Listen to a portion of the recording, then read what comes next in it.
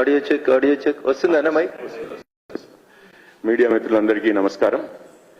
ఈరోజు ఈ press conference లో గౌరవనీయులు మాజీ శాసనసభ్యులు రాష్ట్ర కార్యదర్శులు శ్రీ రఘునందన్ రావు గారు మాట్లాడతారు. వారిని మాట్లాడవలసిందిగా కోరుతున్నాను. మిత్రులందరికీ నమస్కారం. టిఆర్ఎస్ పార్టీ సమీక్షల పేరిట రోజుకో కొత్త మాటలు కొత్త దుకాణం మొదలు పెడతాం. చాలా రోజుల తర్వాత టిఆర్ఎస్ పార్టీ నాయకులకి కార్యకర్తలు గుర్తుకొచ్చినట్టు కనబడతా ఉంది. నిన్న మాజీ మంత్రి హరీష్ రావు మాట్లాడుతూ అంటాడు, పార్టీలో కష్టపడేటోళ్ళకే గుర్తింపిస్తాం. ఎన్ని సంవత్సరాల తర్వాత గుర్తుకొచ్చింది అనేది ఒకసారి హరీష్ చెప్పాలి. 20 సంవత్సరాల తర్వాత 10 సంవత్సరాలు అధికారంలో ఉండి అధికారం కోల్పోయిన తర్వాత ఇప్పుడు ఏమంటున్నాడు హరీష్ అంటే, పార్టీలో కష్టపడే కార్యకర్తలకి గుర్తింపు ఇస్తాం అంటే ఇన్ని రోజులు ఇవ్వలేదని ఒప్పుకురు కదా. ఇంకో మాట చెప్తున్నాడు ఆయన, ఉద్యమకారులకు పార్టీలో సముచిత స్థానం కల్పిస్తాం. ఎన్నేళ్ల తర్వాత 2001 ఏప్రిల్ జలదృశ్యం కాడికి వెళ్ళి మొదలుకొంటే ఓడిపోయిన తర్వాత ఇవాళ కార్యకర్తలు గుర్తుకొచ్చారు, ఉద్యమకారులు గుర్తుకొస్తారు టిఆర్ఎస్ పార్టీ నాయకులకి. ఇది పూర్తిగా సిగ్గుచేటు. నిజంగా ఈ రెండు మాటలకి ఈ రెండు పదాలకి మీకు అర్థం తెలిసినా, ఈ పదాలకు మీరు కట్టుబడేది ఉన్నా, మీకు ఒక పరీక్ష అనుకుంటారో, మీ నిజాయితీని మీరు నిరూపించుకుంటారో మీరు చెప్పాలి. రేపు ఎన్నికలు వస్తే ఏప్రిల్ 2024లో ఈ రెండు మాటలకి మీరు కట్టుబడి ఉంటారా? ఒకటి, ఉద్యమకారులకు సీట్లు ఇస్తాం. 2, పార్టీలో కష్టపడి పనిచేసినటువంటి కార్యకర్తలకి సముచిత స్థానం ఇస్తాం. ఈ రెండు మాటలకి మీరు కట్టుబడి మీ నీతిని మీ నిజాయితీని నిరూపించుకోవాలని చెప్పి నేను ఈ సందర్భంగా విజ్ఞప్తి చేస్తా ఉన్నా. జై తెలంగాణ అనే పదానికి అర్థం చెప్పి తెలంగాణ అనేటువంటి ఉద్యమానికి ఊపు తెచ్చి తెలంగాణ రాష్ట్ర సమితిలో కార్యకర్తలుగా పనిచేసి 2001 నుంచి కుటుంబాలను కోల్పోయి కుటుంబ సభ్యులు ఆత్మహత్య చేసుకున్న, జై తెలంగాణ అనే నినాద కోసం పనిచేసినటువంటి అనేక మంది కార్యకర్తలు, అమరులైనటువంటి కుటుంబాలు, అన్ని త్యాగం చేసినటువంటి కుటుంబాలని మీరు ఏ రోజు పట్టించుకోలేదు అని చెప్పుకోవడానికి సజీవ తార్కాణం మలిదశ తెలంగాణ ఉద్యమాన్ని మలుపు తిప్పిన శ్రీకాంతాచారి తల్లి శంకరమ్మ గారు. శంకరమ్మ గారు ఇంటికి పోయి మనమని బర్త్డే ఉందంటే బావ బామ్మర్దులు ఇద్దరు కలిసి భోజనం చేసుడు కాదు. కనీసం మీకు మానవత్వం ఉంటే, మీరు మనుషులైతే, నిన్న మీరు మాట్లాడినటువంటి 2 పదాలకు మీకు అర్థం తెలిస్తే, ఏది, కష్టపడ్డ వారికే పార్టీలో గుర్తింపు ఇస్తాం, ఉద్యమకారులకు పార్టీలో సముచిత స్థానం ఇస్తాం. ఇంతకాలం ఇయ్యలేకపోయినాం, తప్పైంది, చెంపలేసుకుంటున్నాం, కొత్త అమరవీరుల స్తూపం కట్టినాం, ఆ అమరవీరుల సాక్షిగా శంకరమ్మ పేరు వాడుకొని అన్యాయం చేసినాం అని తప్పైంది అని చెప్పి బావా బామ్మర్దులు ఇద్దరు వచ్చి కొత్త అమరవీరుల స్తూపం కాడ తప్పైందని చెంపలేసుకొని ముక్కునాలకు రాసి ఇప్పుడు వచ్చేటువంటి 17 సీట్లన్నా, 2024 ఏప్రిల్లో వచ్చేటువంటి 17 సీట్లైనా ఉద్యమకారులకి, తమ కుటుంబాల సభ్యుల్ని కోల్పోయిన వాళ్ళకి, అసలు సిసలైనటువంటి కార్యకర్తలకు ఇస్తామనేటువంటి మాట ఆ అమరవీరుల స్తూపం దగ్గర ప్రమాణం చేయండి. నేను ఎందుకు ఇంత స్పెసిఫిక్ గా మాట్లాడుతున్నా అంటే, ఇప్పటికే మెదక్ లాంటి సీట్లు అమ్ముకున్నారని, చేవెళ్ళ లాంటి సీట్లు అమ్ముకున్నారని, రేపో మాపో నల్గొండలు, మహబూబ్ నగర్లు కూడా అమ్ముకుంటారని, డబ్బున్నోళ్ళకే సీట్లు ఇస్తారని, ఇట్లా రకరకాలైనటువంటి ప్రచారాలు మీ సమీక్ష తర్వాత బయటకు వస్తున్నాయి. మొన్నటి మెదక్ సమీక్ష తర్వాత ఓఆర్ఆర్ ఏర్పాటు సమయంలో డిప్యూటీ కలెక్టర్ ఉండి రింగు రోడ్డు వంకలకు కారణమై నాటి రాజశేఖర రెడ్డి గారికి అనుంగు శిష్యుడిగా పేరు తెచ్చుకొని ఆ రోజు 100 కోట్ల భూముల్ని అప్పనంగా రింగు రోడ్డు పక్కన సంపాదించుకున్నాయన, తర్వాత 7 సంవత్సరాలు సిద్దిపేట కలెక్టర్ గుండి మల్లన్న సాగర్, రంగనాయక సాగర్, పోచమ్మ సాగర్ల పేరిట మా జిల్లా రైతాంగం ఉసురు పోసుకొని రాత్రులకు రాత్రులు పోలీసు వాళ్ళని పెట్టి ఊర్లను ఖాళీ చేపించి నష్టపరిహారం సరిగ్గా ఇవ్వకుండా ఆ రోజు సంపాదించుకున్న 100 కోట్ల భూములను ఈరోజు లక్షల కోట్లుగా మార్చుకొని కలెక్టర్లు గుండి కాళ్ళు మొక్కి ఎమ్మెల్సీలు తెచ్చుకున్న వాళ్ళకి మళ్ళీ 100 కోట్లకి మెదక్ ఎంపీ సీటు భారం పెట్టుకున్నారని కార్యకర్తలంతా గుసగుసలాడుతున్నారు. లేదు లేదు, మేము అట్లా ఇయ్యం, నిజంగా నిజాయితీగా ఉంటాం, ఒక కార్యకర్తకి ఇస్తాం, 2001 నుంచి పనిచేసిన వాళ్ళకి ఇస్తాం, ఎవరైతే కుటుంబాలు అమరులను త్యాగం చేసిందో ఆ కుటుంబాలకు ఇస్తాం అని చెప్పే దమ్ము ధైర్యం మీకుందా? లేదు. ఎందుకంటే మీరు గెలిచేది లేదు, సచ్చేది లేదు. వచ్చిన కాడికి దండుకుందాం, ఎన్ని వీలైతే అన్ని అమ్ముకుందాం. పోయినసారి అమ్ముకున్నట్టు మళ్ళీ ఈసారి ఎంపీ సీట్లని అమ్ముకుందామనే ఆలోచన తప్ప హరీష్ గారు గాని కేటీఆర్ గారు గాని నిన్న తెలంగాణ భవన్ లో మాట్లాడిన మాటలకి కట్టుబడి ఉంటారా? ఇంతకాలం ఆ కుటుంబాలకి న్యాయం చేయనందుకు తప్పైందని చెంపలేసుకొని తెలంగాణ తల్లి విగ్రహం దగ్గర చెప్తారా? పాత అమరవీరుల స్తూపం దగ్గరికి వస్తారా? కొత్త అమరవీరుల స్తూపం దగ్గరికి వచ్చి చెప్తారా? చెప్పాలి. ఇవన్నీ ఒక పక్కుంటే దయ్యాలు వేదాలు వల్లించినట్లు ఏది పడితే అది మాట్లాడుతూ ఇంకా ఏదేదో మాట్లాడుతూ ఉన్నారు. అసలు ఎందుకు సిగ్గు అనిపిస్తలేదో నాకు అర్థమైతలేదు. బీజేపీ కాంగ్రెస్ కలిసేట బీఆర్ఎస్ ను కథం చేయాలని చూస్తున్నాయని ఇంకొక ఆయన అంటాడు, బామ్మరిది అంటాడు. ఇట్లా మాట్లాడితే బామ్మరిది అంటాడు. బీజేపీ కాంగ్రెస్ కలిసి బీఆర్ఎస్ ని కథం చేయాలని చూస్తా ఉన్నాయి. అయ్యా కేటీఆర్ గారు మర్చిపోయినట్టున్నారు.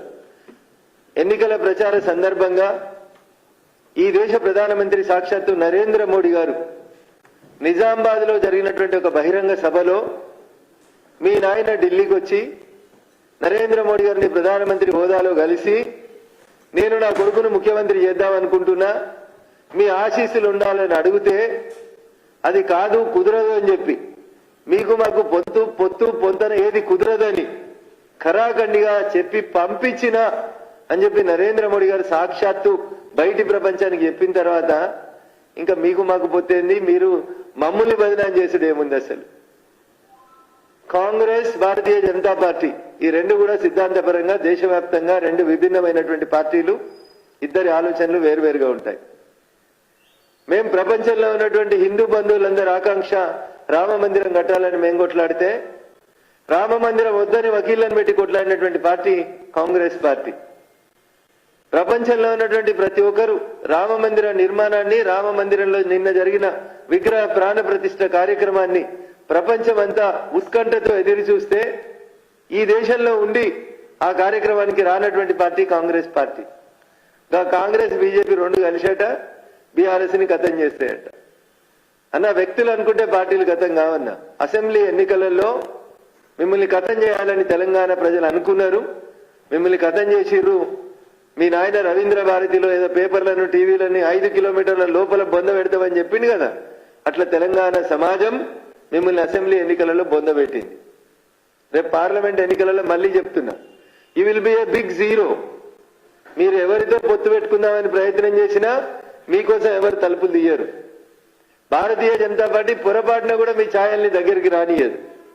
భారతీయ జనతా పార్టీ ఒంటరిగా పోటీ చేస్తుంది. భారతదేశంలో తన ఎన్డీఏ భాగస్వామ్య పక్షాలను కలుపుకొని మొత్తం స్థానాలకి పోటీ చేస్తుంది తప్ప మిమ్మల్ని కథం చేసేందుకు ఇంకెవరితోటో పరోక్షంగా మేము చేతులు కలుపుతామనేటువంటి మీ ఆలోచన కుత్సితమైనటువంటి ఆలోచన. మీ ఆలోచనని తెలంగాణ సమాజం, తెలంగాణ పౌర సమాజం అంతా కూడా తీవ్రంగా ఖండిస్తుందని చెప్పి ఈ సందర్భంగా నేను అర్థం చెప్పదలుచుకున్నాను. నిన్నటి దాకా ఎంఐఎంతో పొత్తు పెట్టుకుంది మీరు, మైనారిటీల హక్కులని ఊరేగింది మీరు, కారు మీదైతే స్టీరింగ్ నాదని వాళ్ళు చెప్పారు. నిన్నటి దాకా వాళ్ళతోటి కలిసి తిరిగిన మీరు ఇలా ఎంఐఎం మిమ్మల్ని విడిచిపెట్టి కాంగ్రెస్ దిక్కు పోతుంటే కాంగ్రెస్ బీజేపీ ఒకటని మీరు మాట్లాడుతూ ఉంటే నిజంగా కూడా మీ అవగాహన ఏంది అనేది కొంచెం ఇబ్బంది అనిపిస్తా ఉంది. ఇంకో మాట కూడా అన్నాడు, ఏదో రేవంత్ రెడ్డి గారి భుజం మీద తుపాకీ పెట్టి మమ్మల్ని కాల్చాలనుకుంటుంది భారతీయ జనతా పార్టీ అని. మిమ్మల్ని మీరే కాల్చుకున్నారు. బావకాళ్ళు బామ్మరిది, బామ్మరిది కాళ్ళు బావ. మీ అందరికి తోడు ఆ పక్కన ఉన్నటువంటి ఆ గోళీలేసే రాజ్యసభ సభ్యుడు. మిమ్మల్ని మీరు నాశనం చేసుకున్నారు. మీ అహంకారం మిమ్మల్ని ప్రజలకు దూరం చేసింది. ఇప్పటికైనా బుద్ధి తెచ్చుకోండి, కార్యకర్తల్ని గౌరవించుండ్రి, పార్టీలో సముచిత స్థానం కార్యకర్తలకు ఇయ్యండి. ఇవి లేకుండా నోటికి ఎంత వస్తే అంత మాట్లాడదామని మాట్లాడితే ప్రజలు స్వాగతించరు. ముఖ్యంగా భారతీయ జనతా పార్టీ కార్యకర్తలు ఎక్కడ కూడా ఊరుకోరు. నిన్న ఒక మాట చెప్పారు, తెలంగాణలో 17 పార్లమెంట్లకు సంబంధించి మా సమీక్ష పూర్తయింది అని చెప్పారు. చాలా పెద్ద పని చేశారు మీరు. నేను అడుగుతున్నా, మీరు బీఆర్ఎస్ కదా, భారత రాష్ట్ర సమితి కదా, ఎప్పుడు మహారాష్ట్ర గురించి సమీక్ష చేస్తారు, ఎప్పుడు కర్ణాటక గురించి సమీక్ష చేస్తారు. సో అవి దూరం ఉన్నాయనుకుంటే మీ ఆంధ్రప్రదేశ్ బీఆర్ఎస్ శాఖ అధ్యక్షుడు హైదరాబాద్లోనే ఉంటాడు కదా.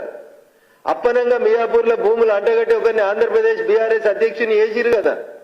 పోనీ ఆంధ్రప్రదేశ్ అనే సమీక్ష చేస్తారా?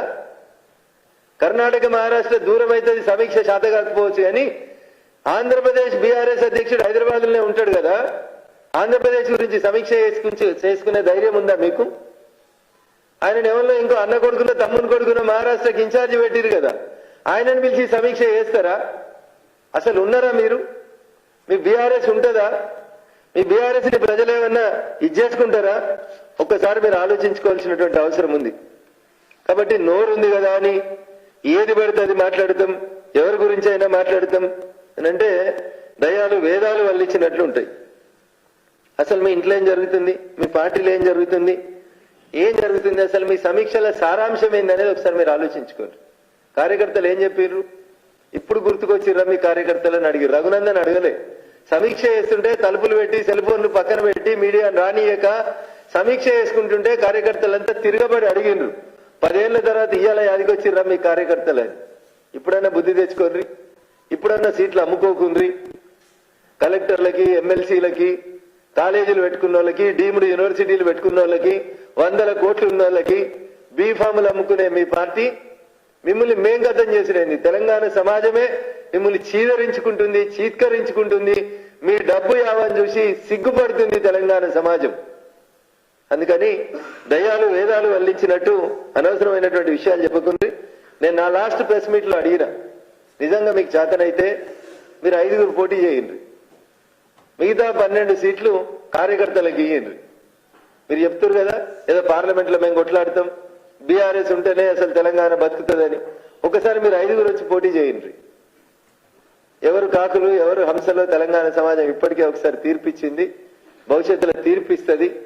కాబట్టి భారతీయ జనతా పార్టీ గురించి మాట్లాడే కంటే ముందు మిస్టర్ కేటీఆర్ నోరు దగ్గర పెట్టుకో, ఒళ్ళు దగ్గర పెట్టుకుని మాట్లాడు. మాకెవరితో అక్రమ సంబంధం మీలాగా పెట్టుకోవాల్సినటువంటి అవసరం లేదు.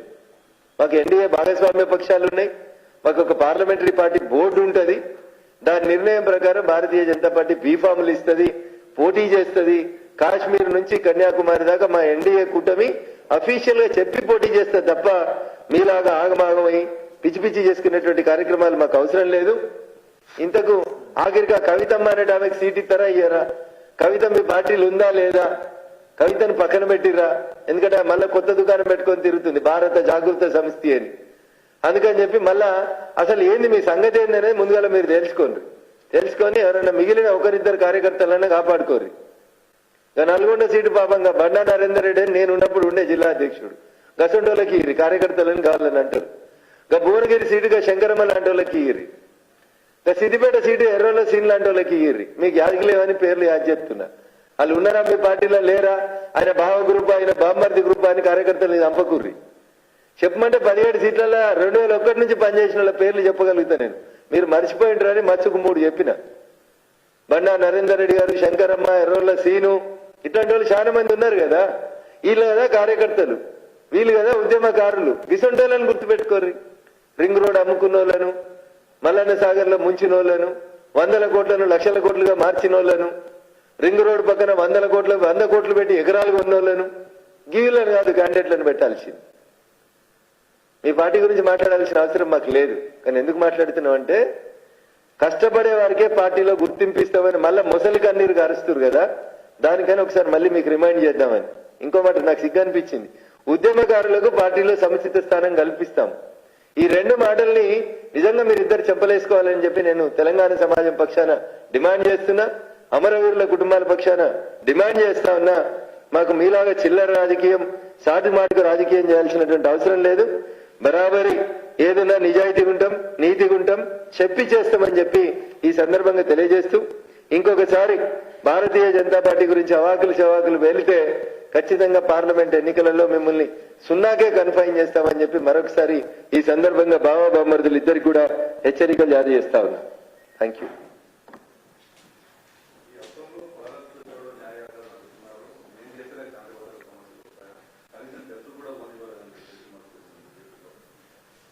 అస్సాంలో జరిగినటువంటి సంఘటన, అక్కడ ఉన్నటువంటి స్థానికంగా ఉన్నటువంటి కార్యకర్తలు, నిన్న దేశం ప్రపంచం అంతా ఒక కార్యక్రమంలో నిమగ్నమైంది. మీ స్టాండ్ ఏంది దాని విషయం లోపల అని అడగడానికి కొంతమంది కార్యకర్తలు వారి ర్యాలీ దగ్గరికి వెళ్ళినట్టు నాకు అనిపించింది. సో మీరు ఆ సందర్భంగా సరైనటువంటి రీతిలో మాట్లాడితే బాగుంటది. అక్కడ ఘర్షణ వాతావరణం నెలకొంటుంది కాబట్టి ఆ రాష్ట్రంలో ఉన్నటువంటి పోలీసు అధికారులు అక్కడి పరిస్థితిని సమీక్షించి అక్కడ ఉన్నటువంటి వారి న్యాయయాత్రకు పర్మిషన్ ఇవ్వాలా, బ్రేక్లు వేయాలనేది పోలీసులు తీసుకునేటువంటి నిర్ణయం. దానికి రఘునందన్ రావుకు భారతీయ జనతా పార్టీకి సంబంధం ఉందని నేను అనుకోవట్లేదు. కాబట్టి అక్కడ ఉన్నటువంటి న్యాయయాత్రను, జోడో యాత్రను లేదా మీ పాదయాత్రని పోలీసులు సమీక్షించి శాంతి భద్రతలకు విఘాతం కలగదనుకుంటే ఖచ్చితంగా మీ యాత్రకు అనుమతిస్తారు. Thank you. ఇంతటితో ఈ ప్రెస్ మీట్ ముగిసింది. ధన్యవాదాలు అందరికీ.